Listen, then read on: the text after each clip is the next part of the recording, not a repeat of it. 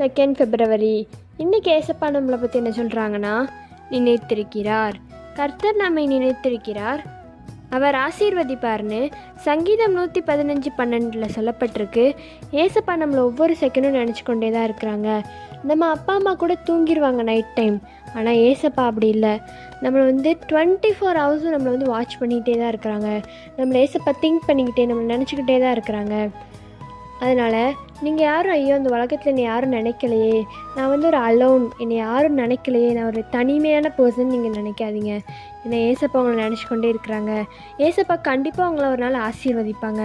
இன்றைக்கி நீங்கள் ஏசப்பாட்ட என்ன கேட்கணுன்னா, ஏசப்பா யார் என்னை நினைக்கலனாலும் பரவாயில்ல, நீங்கள் என்னை நினச்சிருக்கீங்க, அதுக்கு நன்றி ஏசப்பா, நீங்கள் எப்போதும் நினச்சிக்கோங்க ஏசப்பா, என்னை ஆசீர்வதிங்க அப்படின்னு நீங்கள் கேளுங்க. கண்டிப்பாக ஏசப்பா உங்களை ஆசீர்வதிப்பாங்க. By truth of Melshi, have a fabulous day.